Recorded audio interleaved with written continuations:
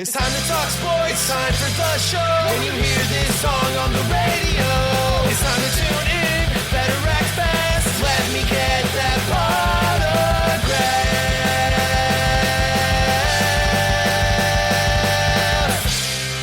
Potograph, Sports Talk Radio. Starting now. Let's go!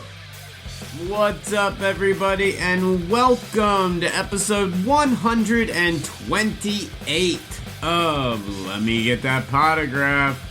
As always, my name is Drew, and we have an awesome show for you guys today. I know I say that every episode, but I am excited about this one as ever since we started the show, I've wanted to have him on, so finally get to have him on the show.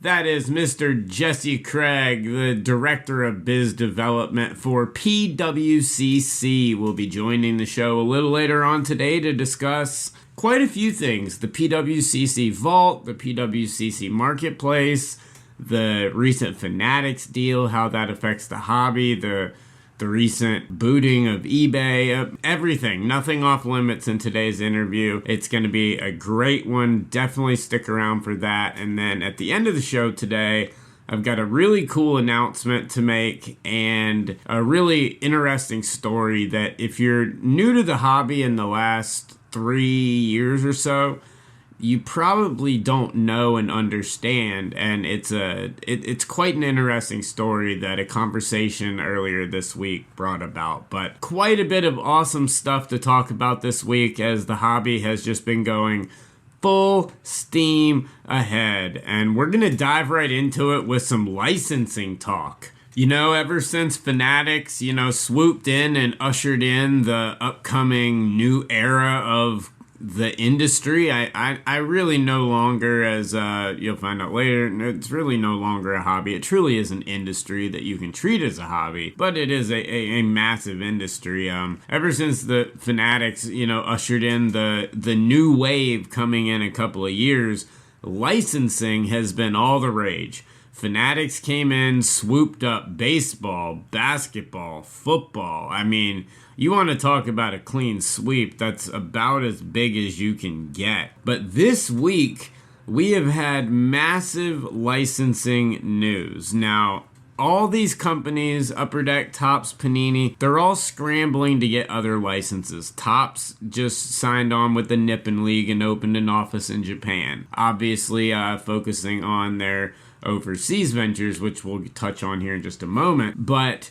there's been no shortage of licenses changing hands and companies going after licenses like never before. Don't be surprised if you don't start to see the Euro basketball leagues get scooped up in these licenses as well, as these companies continue to want to print basketball cards. And there's a lot of incredibly good talent that Americans know, don't know, and should know that are all over there playing in these leagues. So look for those leagues and some of the Chinese leagues to really get some attention and probably trading card deals here in the near future, as the trading card market a year from now, especially the international aspect of it, is going to change tremendously. But we had some absolutely massive licensing news this week, as I mentioned, as Fanatics, they jumped in, they swooped in, they took 3 of the major sports, and the 4th major sport, hockey, was up in the air. We didn't know what was going to happen.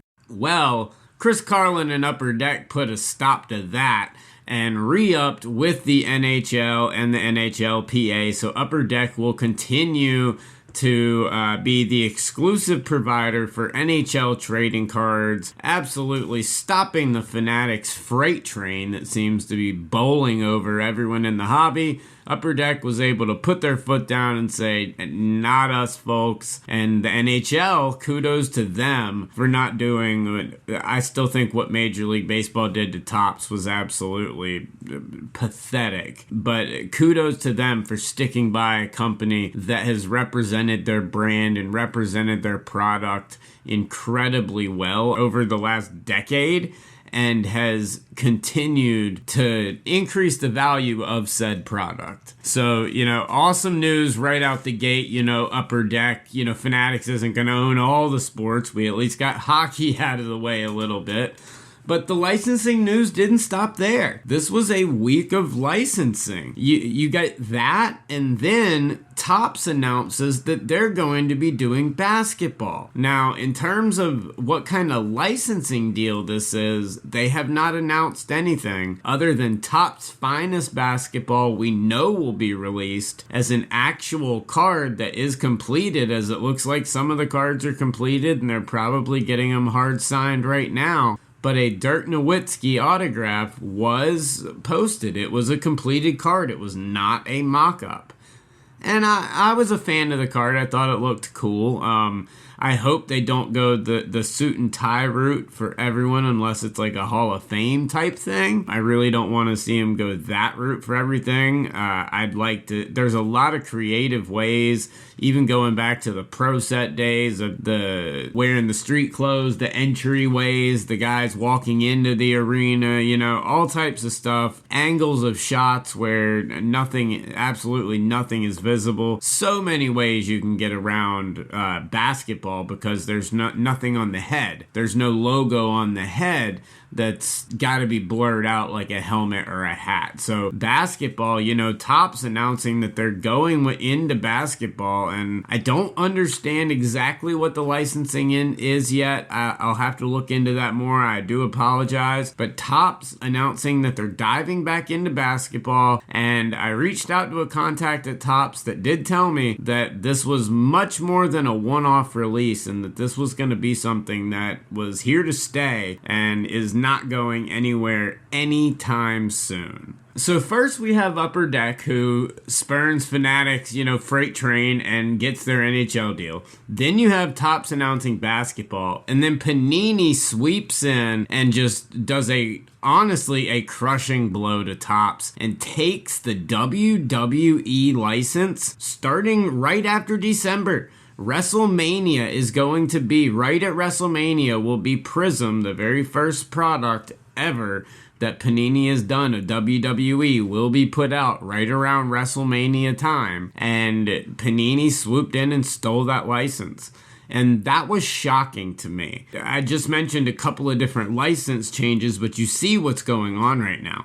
It is a feeding frenzy for these licenses, but the thing that worries me is Topps more than anyone. Panini is set up with quite a few very good licensing deals. Upper Deck is completely set. Leaf has got their thing going on. I think everyone's going to get into NIL. I think Topps is going to get heavily into NIL stuff. Panini, that's going to be their basis of football and everything. Assuming none of these companies are completely bought out, of course, and used as name only and everything like that. But this concerns me for Topps. This really concerns me for Topps because Topps is losing massive licenses. Like I said, what Major League Baseball did with them was ridiculous. It should not have happened. It should not have happened that way, but it had a lot to do with the people at Topps not being prepared, not paying attention, and really not staying on the ball of things. And, this was not some backdoor illegal deal. This was done legally.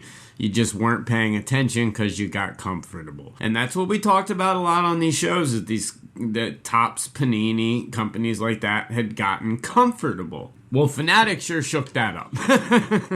But Topps it really worries me. I mean, they've got the Nippon League, they've got soccer, they've got F1. Topps as an American iconic brand, as we know it, unless a lot changes in the next 5 years, unless Fanatics buys the name out or continues to use it, whatever ends up happening with Topps, it almost feels like we're heading towards the end of an era where Topps is an American institution, to where Topps is associated with baseball cards. Like, if you say Topps to somebody and say, what does that make you think of? They're going to say baseball cards. I don't know if that's the case in 30 years. I don't know if beyond the old school stuff. I think everything could be very different, and I think Topps could be, it looks to me like Topps is heavily leveraging overseas as where they want to target everything. They've got multiple offices already in Europe, over in multiple different countries. They just opened one up in Japan. They just signed the Nippon League contract. Like I said, I expect them to sign some Euro basketball contracts. They have a printing press over there in Europe now that still has got some problems, but is getting better. They at least learned how to serial number. We found that out after one release. They learned how to serial number, so that's good. But, they've got a printing press over there. It looks to me like Topps is almost going where, Panini's the overseas company. Topps has always been the American company. Panini is the overseas company. Yet it seems like Topps is moving towards the overseas area and not phasing out of the U.S. market. They're always going to stay in that U.S. market, and there's always going to be an abundance of product, I do believe, in one way, shape, or form. But it looks to me, and everything that I'm seeing, unless Topps starts to make some major moves and get some people in there, or the people that are in there say, enough, screw it, I've had enough, we're going after it, and they start to fight back and fight for these licenses. Losing WWE, that's incredible, and at a time where WWE has never been more popular in terms of memorabilia. Memorabilia sales of WWE are skyrocketing. Look at the Jim Cornette collection going up on Heritage Auctions next month. It's absolutely insane. An uncirculated set of the greatest wrestling set of all time. The demand for wrestling and wrestling memorabilia and wrestling cards has never been bigger. And at that time, when Topps was finally starting to make some pretty cool wrestling products, and I thought we're going to expand a little bit beyond it, loses the license. And I'm excited for it. I cannot wait to see what Panini does. I think there are countless products that are absolutely perfect for WWE. Chronicles, Origins, Prism, Select, where you can get the ringside view, the stadium view, however you want to do it. So many products that lend an all-new aspect to wrestling that wrestling collectors are going to get. So I think that's pretty awesome. But overall, guys, just an absolutely incredible week in licensing, but it really has me concerned for the future of Topps in America and in how we view them overall. Are they going to be that nostalgic set like we think of Skybox or something from the 90s, a set that was awesome for a while but no longer really exists in terms of making anything significant, so to speak? Or is F1 and some of their soccer contracts, are those going to hold up, and are those markets going to continue to grow? I think they are, but is that enough to sustain a massive brand? So it's going to be interesting to see with the basketball. It's going to be interesting to see with everything else. But Panini coming in and absolutely stealing that WWE license at the end of the year was absolutely shocking to me. And Topps should have been doing everything they could to keep that license, unless they've got a bigger plan in place, and it could include a buyout. It could be that Topps is Fanatics, which is something that has been speculated by myself and a million other people since all this started, that Topps could end up, the name and everything could be bought out by Fanatics to use as trading cards. And the fact that they're signing these tiny little licenses for small deals and willing to lose and not really fight, they've got the money now for a WWE license. That's scary, and if I'm a massive Topps supporter and I'm someone that's a massive fan of Topps, I'm looking at this and saying, where are you guys going? And please show us collectors that you have a plan in place, because right now it looks like they've been rocked by a massive right in a boxing match and are just wobbled by that Fanatics deal and just got the jiggly legs, can't get it together. And we'll see what happens. But definitely some interesting stuff going on in terms of licensing in the hobby. But guys, we're going to move on now to the news segment that has taken the nation by storm as Letter Rip continues to take the nation by storm, only now on the web every Wednesday at 9:30 Eastern. Shout out to the spin-off show there. But the new show that is taking the nation by storm, it's time for this week's edition of Movers and Shakers. And this week's Movers and Shakers is pretty simple.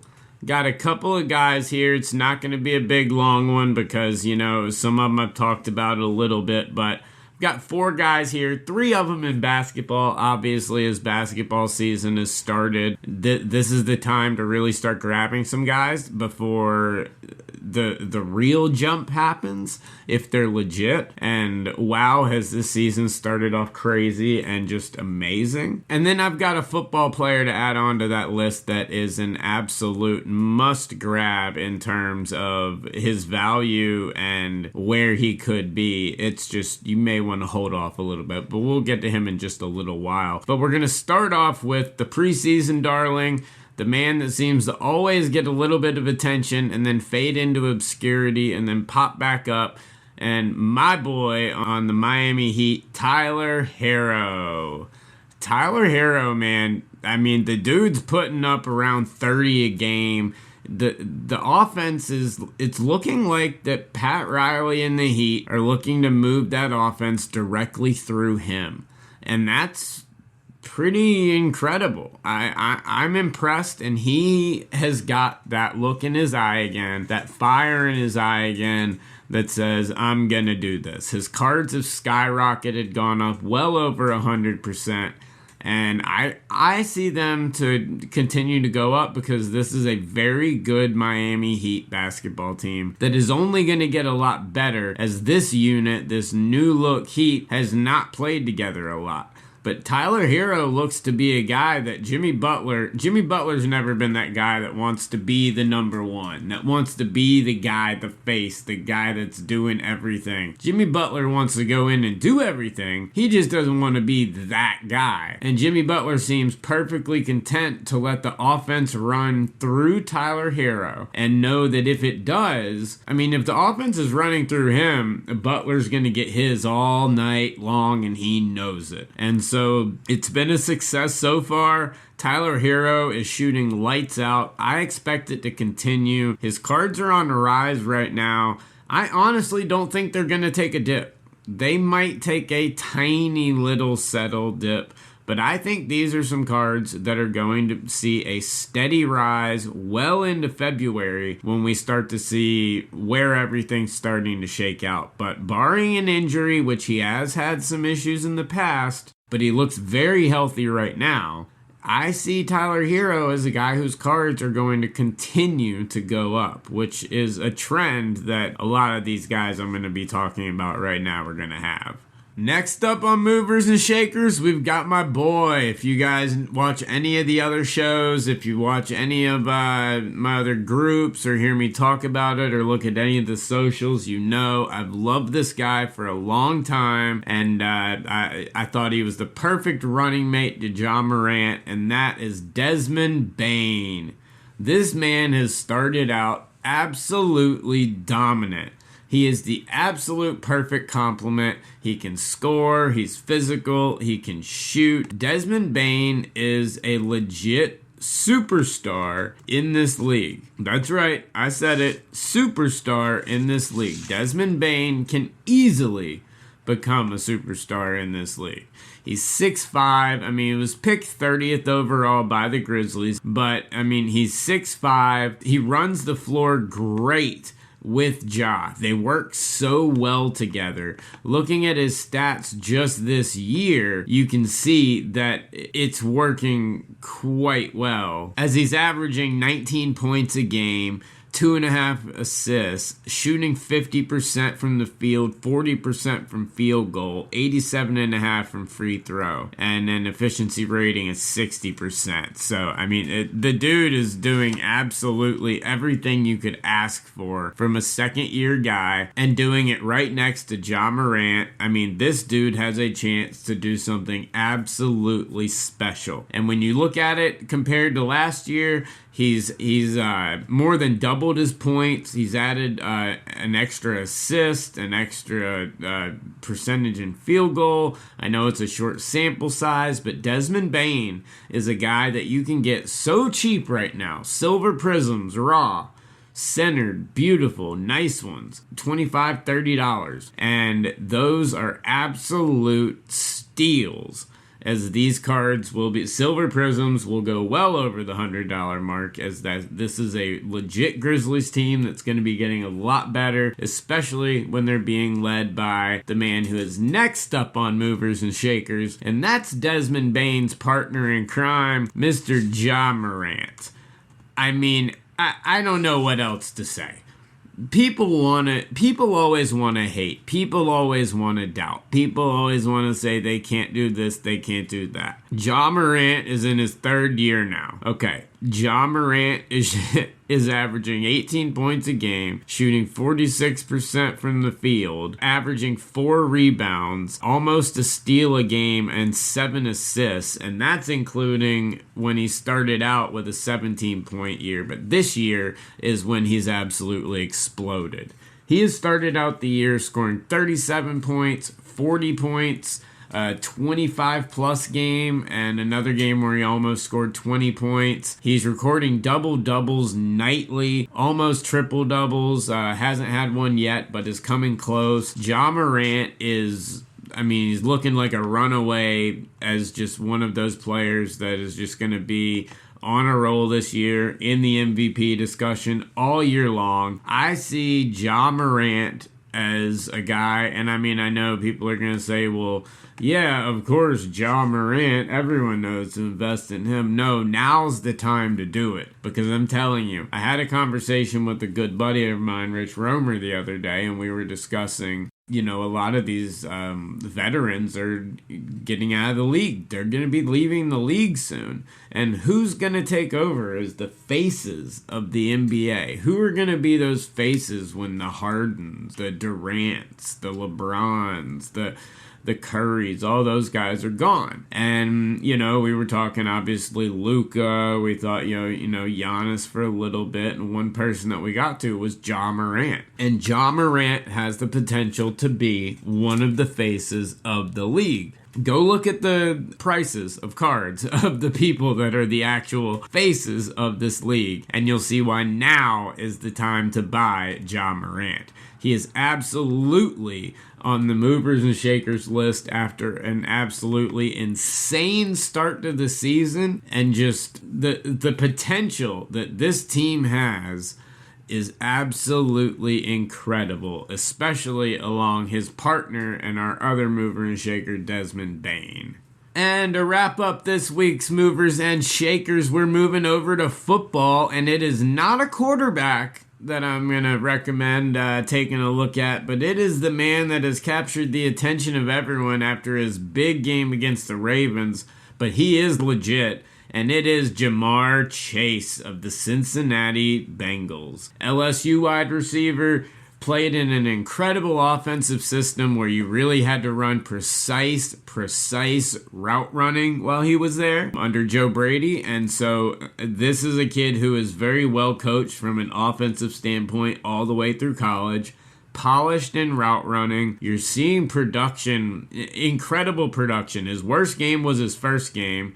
He's literally increased catches every single game except for the Lions game, which is an abnormality game, as that was a little weird one. But then, of course, in the Ravens game, he went off for 8 catches, 201 yards, and a touchdown, averaging 25 yards a catch with an 82-yard touchdown. But Ja'Marr Chase is that guy for Joe Burrow. Joe Burrow and Ja'Marr Chase is one of those combos that get used to hearing. Get used to hearing Burrow to Chase, Burrow to Chase, Burrow to Chase. Because the Bengals, The Bengals are a very good football team. Anyone that underestimates the Bengals, who are currently first in the AFC North, by the way, if anyone underestimates that team in a very tough division with the Ravens, Browns, and Steelers in it, that's a tough division. They're tied with the Ravens right now, but own the tiebreaker. But this is a team that is a legit playoff team. This is a team that can go to the playoffs and fight. This is a tough team. Now, they've got some injuries. They need to get healthy in a couple of places. They need to give Joe Burrow a little more protection, but Burrow has proven to be a lights-out quarterback. But Jamar Chase, for where his cards are at right now, that he is an absolute. If you're in this industry as an investor, as a buy and then, quick sell, quick flip type of deal, Jamar Chase is your guy. Buying him right now, letting him go up a little bit, letting him double up, letting him, 50%, 75%, and then flip that over, that's your move right there. I mean, Jamar Chase is absolutely going to keep producing in a Bengals offense that is absolutely incredible. They have a good upcoming schedule. I mean, they play the Browns, Raiders, Steelers, Chargers, 49ers. Those are all teams that Jamar Chase could have massively big games against. So Jamar Chase ends this week's edition of Movers and Shakers. And welcome back, everybody, to Let Me Get That Potograph. And on the line now, we've got our guest for today. Someone that I wanted to have on the show for a while. We talk about him a lot on this show, and if you're in the hobby at all, you're very familiar with him. He is a hobbyist, collector, and the director of business development for PWCC, Jesse Craig. Jesse, what's going on, man? Not much. How you doing? Doing good. Getting ready to coach some Little League later. Nice. Yeah. So just glad to have you on. First of all, thank you for taking the time out. I know you guys are incredibly busy. A lot going on at the company right now, so appreciate taking the time out. First off, for coming and joining the show. Yep. Thanks for having me. I appreciate it. Absolutely. And so there's quite a few things that, we'll get into throughout the show and everything, but I wanted to start off with just at first, we're in a time in the hobby. I've been doing this show now for going on 5+ years. So we started this well before the explosion, and we've kind of seen everything happen and everything go on. And now we're at a time in the hobby that is unlike anything I'd ever seen, and I thought that we had just gone through that and it was gonna, be a while before we saw something a little different, and now everything's kind of been thrown into an upheaval. As someone with a company like PWCC that is so involved in the hobby on the secondary market aspect of everything, how do you view the hobby right now? Like right now, and the future of the hobby with everything that's going on and all the changes. I mean, Panini just announced that they're now taking WWE. I mean, that everything's changing by the day. So what are your thoughts on the hobby right now in general? Yeah, it's really interesting. There's a lot of infrastructure being built around the industry, a lot of changes. I've talked on other podcasts before about, I use the word industry versus hobby because that's kind of what it's becoming, right? It's becoming a market and an industry. There's a lot of people that are using this as investment mediums to invest in tangible assets. So it's more than what it used to be, which is just a hobby. And I know a lot of people love the roots of that, but it's just a fact that's where we are. There's so much attention on our market. It's making ESPN news. It feels like almost every day. So we've got the notoriety that we always wanted to, bring it to the forefront and let people know, like, hey, we're not these nerds in our basement just playing with pieces of cardboard, right? These are things that we love, we're passionate about, and it's for a reason. I think that mass America has really started to latch on to, trading cards as a tangible asset and just bringing back the collector nature of it. So there's a little bit for everybody in here. And I think there's a lot of infrastructure being built to kind of support both, the collector and the investor. But as a whole, I think it'll help everyone out. Now, it will make some cards a little more unattainable because, pricing keeps going up. And I know that, people complain about that. But, I think as a whole, everything's everything's just to the moon. I agree. And it is becoming almost, I mean, I say it all the time on the show, basically an asset class. It is for a lot of people. It's being treated like that, especially with all the alternative ways to get into the market these days, as opposed to where it used to be an LCS or a Walmart or something along those lines. And that was it. That was really your action. And like you said, now it's completely gone public. I mean, they're opening packs during basketball games. I mean, it's crazy the things that are going on and how public it is. But when you talk about the public and everything getting in, let everybody know a little bit about PWCC and how you and what you guys do there, because there's a wide range of things that you guys have your hands in on the hobby. Yeah, so we built our new facility about 3.5 years ago, and we're the first people in our market to have a vault, to be a repository for trading cards. So in the center of our building, we have our own Class 3 UL rated vault, and we store assets or people's cards or collections in our vault, and we digitally archive them. So wherever you are in the world, you can log into your PWCC account and you can see all of your cards in your account, and you can manage them accordingly. So you can just leave them in there, only visible to you to store, but you know where they are. They're fully insured and safely stored. Or you can take them and you can send them to auction. So there's liquidity aspects to it. We're also the first people to ever lend on trading cards as a tangible asset, and you have to have them in the vault to do that. Okay, so on the vault, that's something I wanted to touch on, because you guys were, like you said, the first to really come out with that. And when you guys did come out with it, we talked about it a lot on the show, how it was a very interesting concept. And at the beginning, I was really skeptical, because at the time it was completely different, and I was like, I don't see, the reasoning behind it. I didn't see a lot of the potential from it. But now, as it's, as the years have gone on since it's happened, since it's grown, I completely understand. But tell somebody why that's looking at this and says, well, I mean, I have expensive cards or I have valuable cards, but I can also go to a safety deposit box. Why use something like the vault at PWCC? Sure. Well, there's a few reasons. So first of all, that safety deposit box of yours is not insured. I mean, just first and foremost, a lot of people, they don't understand that, it's not FDIC insured. If it's in there and the bank blows up, you're SOL unless you have a separate insurance policy on your cards. Right. Same thing at your house, right? So you could have your cards at your house. You could get a separate insurance policy there. And that's something that you can have, and that's fine. And some people want to touch and feel their cards, and our vault is not for them, and that's okay. But a lot of people, there's reasons that the vault is, it makes life easier. So you're not home and you have an expensive card coming. Well, you can ship it straight to your vault account. We have a receiving team. We open everything under camera. We have 65 cameras in our facility. So, if a card moves, we know where it goes. So that's a big advantage. Shipping. Even if you have the cards in your vault account and you sell a card yourself, you can just ship it through your vault account. We take care of the shipping. You just pay the shipping fee and we ship it for you. So you don't have to worry about shipping supplies going to, the post office or FedEx. We take care of all of that. And then when you're ready to sell, the cards they're already digitally archived. They're already ready to go. Just at a click of a button, you can send them straight to auction, or you can list them. They can be sitting in there and you can list them fixed price on our fixed price marketplace and sell them there. So those are just some of the advantages to having them in our vault. And then once again, our vault is more secure than whatever vault you can have at home. It's just, it's a giant vault. We have 2 vault doors that weigh 7,500 pounds a piece. So it's made of 750,000 pounds of concrete. It's pretty impressive. Yeah, something you're not easily getting into there. No.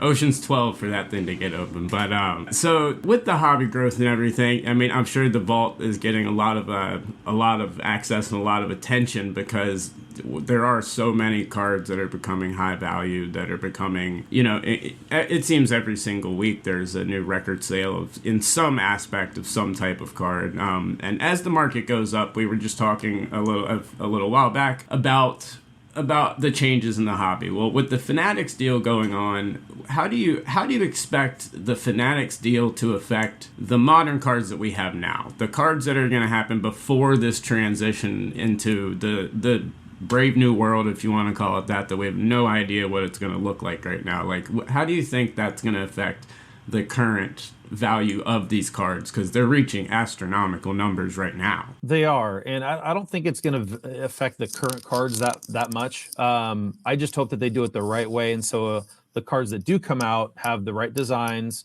game used, not just random factory patches that they just pull off the shelf. So I think that them doing it the right way for their product is going to mean the most. I do worry a bit about their direct to consumer. I think the one thing, you mentioned LCSs, and they've made a comeback in the last few years, which I love to see. That's who doesn't love going to your local card shop and just talking about cards, checking stuff out, doing some trades, making some buys.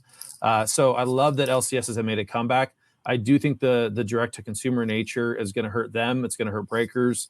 Unless they have something else planned that we're not aware of. It's a little bit of speculation right now, right? Right. So we'll see. I mean, look, Josh Luber's he's a sharp guy. Oh yes. He's got a lot of experience in our industry and in tangible assets, and so I'm sure they're going to make the right plays to not alienate themselves from the LCSs and the breakers. And it's going to be really interesting to see in the next few years what they come up with. Yeah, no, I completely agree. That was my biggest concern, if you will, as well as the direct-to-consumer and how they do it. But as you said, I know Josh personally really well, and he's an incredibly savvy guy. And like you said, it's all speculation right now. It's all, like I said, brave new world of the hobby that we don't really know what we're going to get into, Luckily, it's quite a few years away, so, we've got some time to actually see that go on.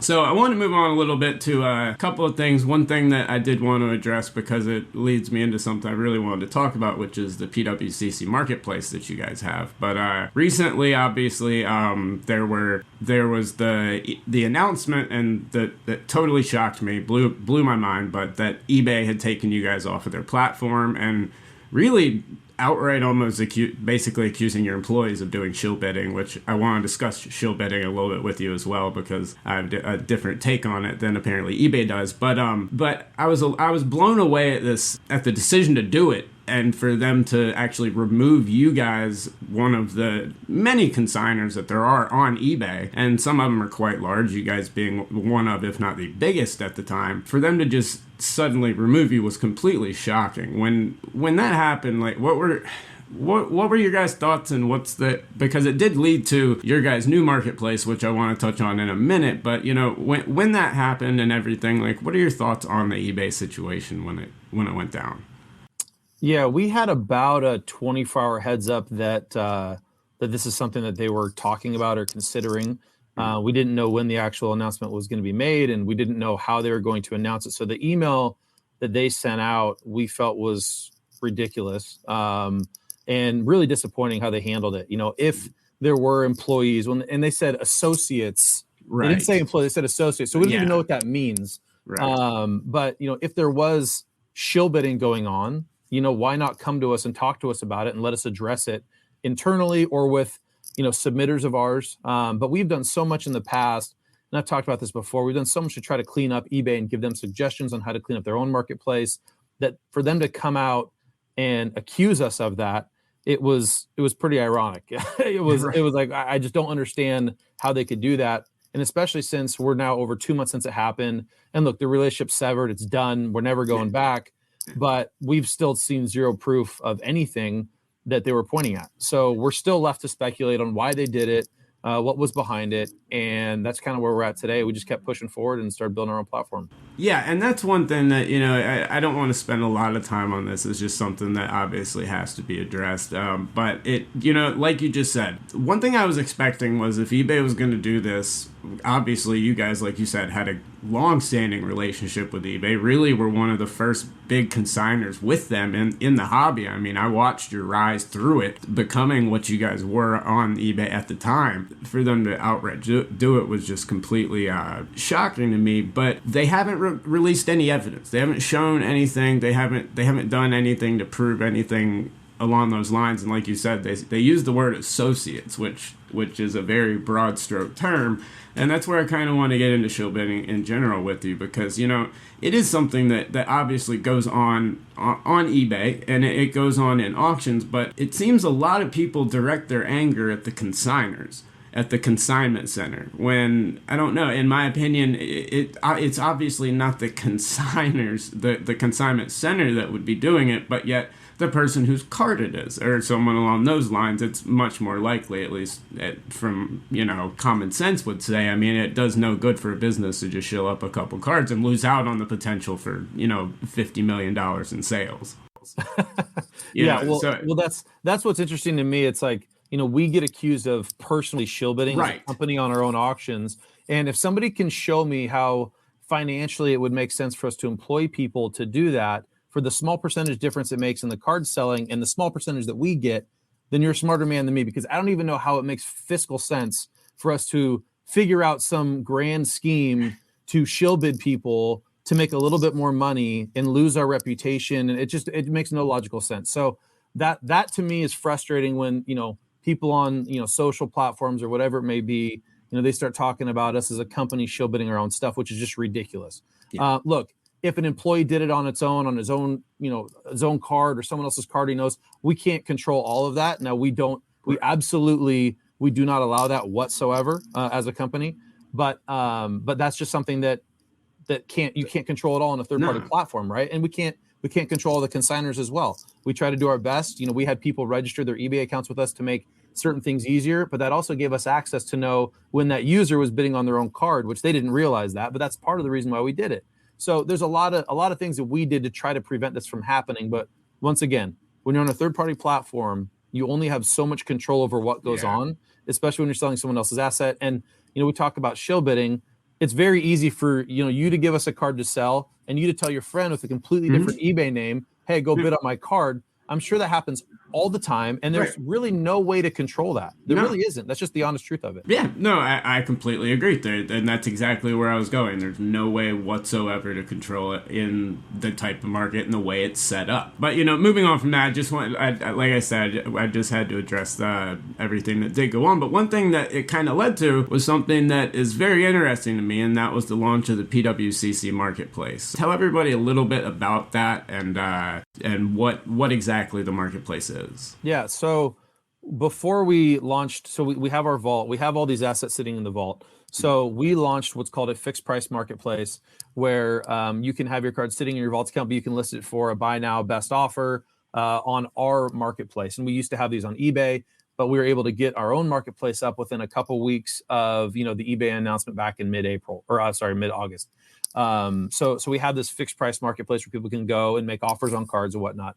And then the big news that we have is we're able to launch a monthly auction platform for what we call less expensive cards, because we have our premier auction, which is cards over 25K. But the monthly auction, we have over 40,000 cards selling this month in October.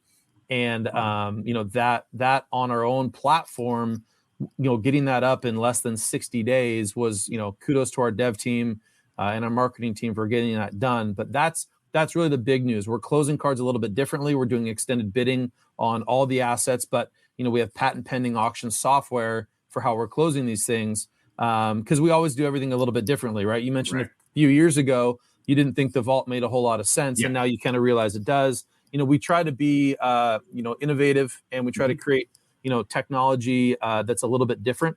And I think that our monthly auction is that. I think it's going to take a few months to really catch on, but people are going to start realizing how great it is to be able to go on there. And where on eBay, a card might end at 7:17 p.m. Pacific Standard Time. Yeah. If you're the underbidder, a lot of time you have the regret that you didn't bid a little bit more or a little bit more, right? Well, with our platform, you have the ability to compete, and you can keep going until you know for sure that you're done.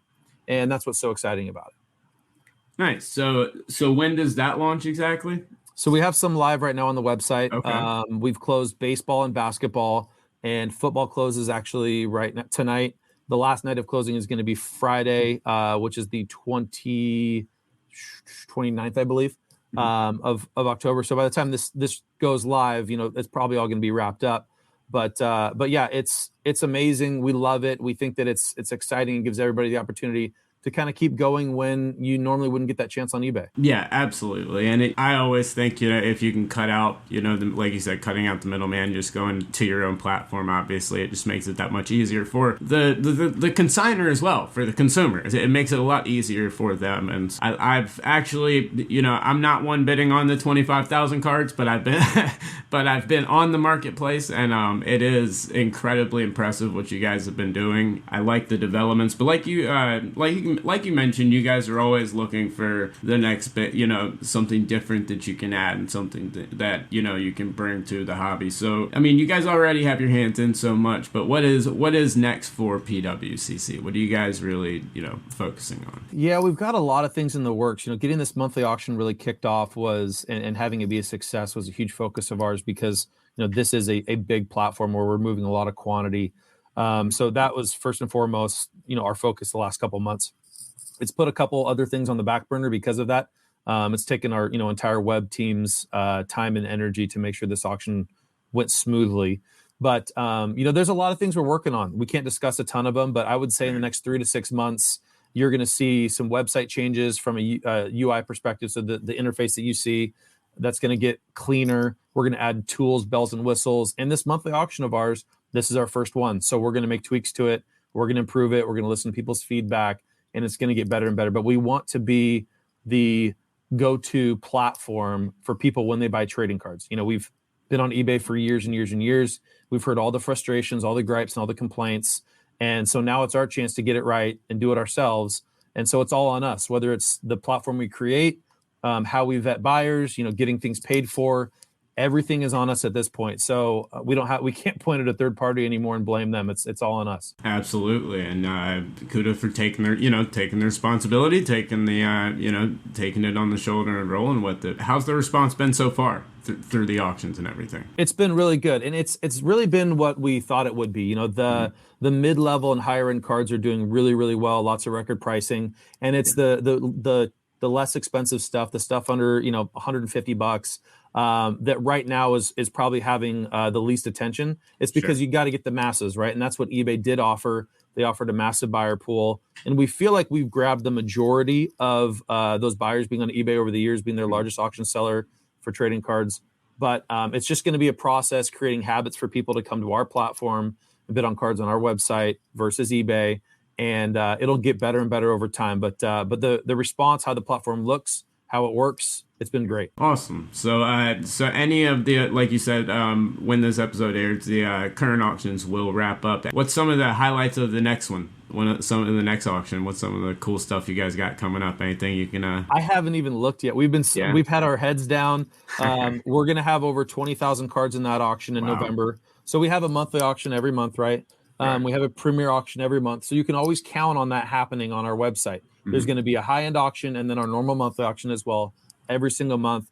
And we've got some amazing cards for premier auction. We've got some great cards in monthly, I'm sure, as we always do. And so it'll be great to see the second auction for monthly and see how it shakes out. Absolutely. In terms of the auctions, what sports have you seen, being probably the most successful? There's a lot right now, a lot of change, at least in my opinion, in what cards are selling and which cards are really getting a lot of attention. What's getting the most success right now in your eyes? Basketball obviously still gets a ton of attention. But I think that a lot of, especially with this season starting out, some of the biggest superstars in the game have struggled, and you've seen, people overreact in our market, right? We know this. Oh yeah. So we know that people, all of a sudden LeBron stuff goes down 20%, and Mahomes has had a few bad, his team's terrible as far as defense goes. Yes. Yeah. And so he's forcing it, and he's, his numbers aren't as good as they normally are, even though I think he's still top 5 or 6 in QBR. Exactly. Yeah. He's running for his life. I mean, right. So, people overreact. I would say that the non-traditional sports are still making a come up. So, soccer's still doing great. Tennis, has its ebbs and flows, but still doing great. And some of these non-traditional, top 3 or 4 sports are really having their heyday. And some, it's the GOATs and the greatest of all times of specific sports that are not basketball, football, or baseball that have seen a huge uptick. Like, look at Pele. I mean, Pele cards have gone berserk, right? Which is as they should. He's the greatest of all time for soccer, and they should be worth a ton. I mean, his 1958 Alfio Bolliger, I mean, that's a tiny card. It's really tough to find in good condition. Yep. The card's worth a ton. Worth a ton. So I'd say it's outside of the 3 major sports, and I don't include hockey in there because I feel like hockey has stayed really flatlined. I haven't seen a ton of uprise in hockey. You can mention McDavid and Ovechkin and Crosby outside of retired guys, but there's not a lot of attention on the active guys in hockey. So it's the other sports. Yeah, I've noticed a lot of attention also on the tertiary sports and the ones that are out there, the oddities, if you will, like you said, tennis, soccer. I think is just going to become an absolute dominant market. As it should. Yes, absolutely. I mean, you've got Topps opening up offices in Japan. They've got their offices in Europe. They've got a printing facility over there now. I mean, it's ramping up, obviously, to really start pushing some of that stuff out. So I think you're going to see a massive uptick in soccer. And right with the World Cup coming, it's a time where I think soccer, that's one that you mentioned that I've been behind for a couple years now. I've bought every Topps Now card since they started of soccer. It's a market that I just think is so untapped, but is with the international market now being so massive, and I'm sure with some of especially with your guys' high-end auctions, a lot of those sales are probably international that weren't 2 or 3 years ago. With that market being so big, I just see soccer as one of those with, like you said, the Pele finally getting the recognition that it deserves. I really think you're going to see a lot on the soccer front in the next year. Totally agree. I mean, look, it's the number one sport in the world, right? Yes. And I just, for some reason, that hasn't translated to values in our market until really now. It's really starting to translate as it should.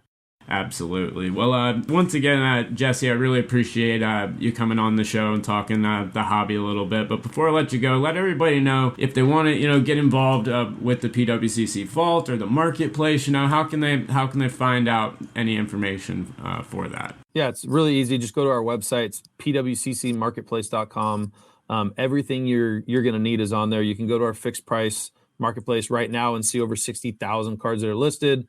And then at the beginning of each month on the 1st, we launch our premier auction. So you can click on that tab and look at, all the really expensive, shiny stuff. And then, usually right after that, our monthly auction will kick off. So depending on time, you can get on there and see some items that are live for our monthly auction as well. Awesome. Well, looking forward to seeing what's next. And it's been a wild ride the last year for you guys, but good luck in the future. And I really appreciate you coming on, man. Thanks a lot. And thanks for having me. And once again, I'd like to thank our very special guest, Jesse Craig, for joining the show. I've been wanting to have PWCC on for a while. Tried to have Peter on a couple of times, but to no avail. But was thrilled to have Jesse on. I've met Jesse a couple times. He's a great hobbyist, collector at heart, wonderful guy for the hobby. And I know a lot of people are going to say, you didn't ask enough questions about all the scandals. You should have gone in deeper. Well, Jesse didn't have a lot to do with that. Jesse was working for the company when they got the eBay stuff happening. Beyond that, he didn't work for the company he wasn't involved in the trimming with the Moser and all of those accusations. And so it's unfair of me to ask him to discuss those things when all we're going to get is a company answer and that he can't, discuss those because it didn't involve him. So obviously that's why, we skimmed over some of that. But hopefully you learned some pretty cool stuff because PWCC does have a lot of amazing things going for them. The vault is incredible. The marketplace I've seen mixed reviews. Like he said, some of the lower end stuff is not selling that great. It seems right now you want to be doing ultra high end or hold off until that marketplace builds a little higher to send some of the mid super high end stuff in. But they are building it, and it's going to be exciting to see what happens next. But before we wrap up today's episode, since it is our Halloween episode of Let Me Get That Potograph, spooky music, I thought I'd end it with a story, a ghost story. Well, a ghost story is in a story from the past, and how one man single-handedly changed the basketball hobby forever in the year 2012-2013. And despite how many shots he misses, and despite how terrible he can look on the court at times, that man is none other than Ben Simmons. Yes, he can look amazing, and oh, can he look awful, especially when he has to shoot. But Ben Simmons is single-handedly, well, I don't know if you'd say single-handedly, but is largely And I mean largely in a way more than 75 to 80% responsible for the current basketball hobby landscape and where we are now. And a lot of you are probably saying, what in the world are you talking about? Okay. Well, the 2016-17 NBA season was slated to be Ben Simmons' debut. And if you weren't in the hobby back then, you won't know exactly what I'm talking about. But Ben Simmons was the most hyped prospect, think Zion level, for that era of the hobby. It was probably even bigger when you compare the amount of people that were in the hobby and the amount of demand there was for Ben Simmons, because I think there were a lot more people, in the hobby, obviously, when Zion was in. But think that type of demand, LeBron type demand, once in a lifetime, Trevor Lawrence, once in a lifetime, generational talent type stuff. That's what Ben Simmons was billed at. Then, right before the season started, Ben Simmons did the one thing that changed the hobby and an entire product line forever. On June 24th, 2016, Ben Simmons signed an exclusive contract with Upper Deck. Upper Deck has been known, that they've got Jordan, they've got LeBron, and now they've got Ben Simmons, they've got some other players, which basically means that you can't have any autographs in Panini products or any other products, and that once your playing career is over, cards are done. There are no more cards of you to be made by Panini or whoever owns those rights, Fanatics, in a couple years. Whoever may own those rights can no longer print any more cards of you. That's why there was so much uproar when Jordan was in the Rodman and cards along those lines, because it's not allowed. And so when he signed that exclusive, it did one major thing. It took the hobby for the first time in the autograph era, for the first time ever, they had to figure out what was going to be the rookie card for this generational talent. What was going to be the rookie card? Because think about it. When LeBron was there and he signed, well, Upper Deck could still produce basketball. So he still had nice stuff. He still had logo men. He still had logos. None of it was unlicensed. Now you're looking at what is going to be his licensed rookie card. And the collective whole chose one of the most shocking cards in my mind. I could not believe it. And that, of course, is the 2016-2017 Panini Prism Ben Simmons rookie card. Ben Simmons rookie card with Prism completely changed the brand overnight. Prism was started in 2012-13. That was their first season. 2012 and 13, they started football and basketball. And Prism was looked at as a cheap, low-end, junky product. That shiny new stuff, that blah, blah, blah, just junk. You could find 2012, 2013 Prism and 2016 in clearance bins. Easily. All the time.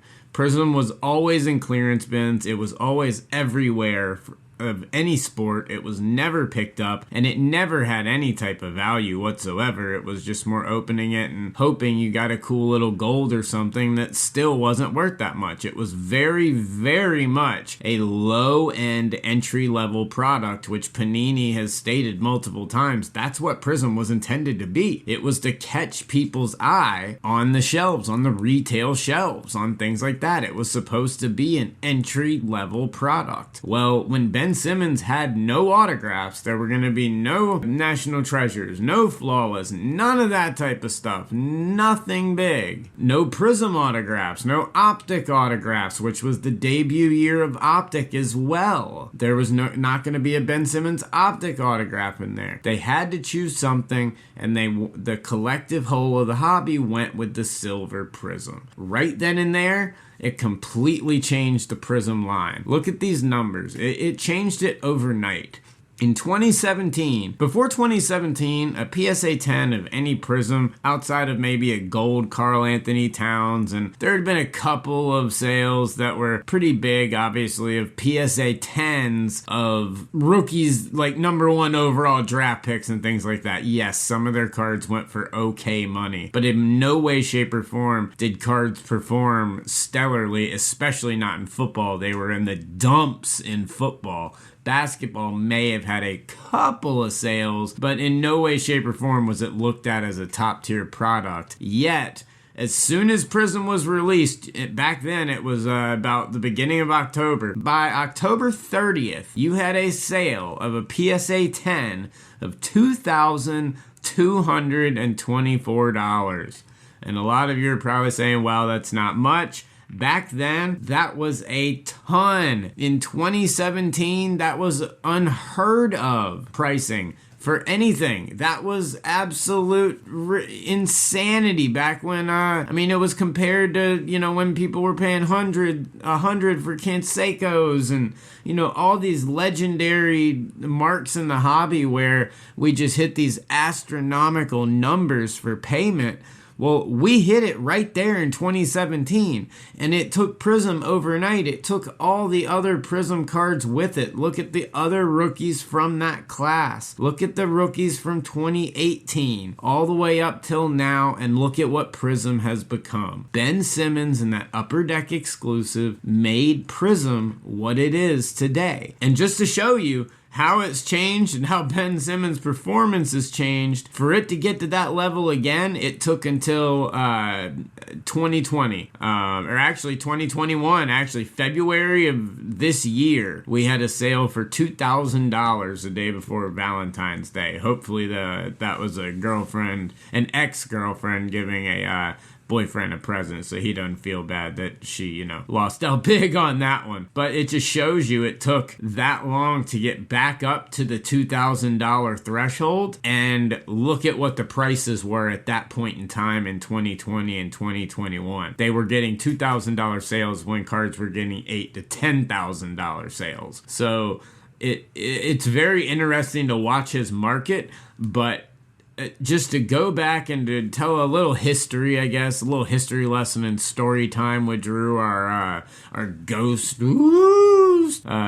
of hobby past, would be Ben Simmons changing the NBA hobby, and he really did. That exclusive changed a lot. It made people start to chase what I wanted, which was stuff that wasn't autographed. It brought Prism into the forefront. It created the Silver Prism. It created the Silver Prism phenomenon immediately. It led to Optic, it led to Mosaic, it's led to multiple products.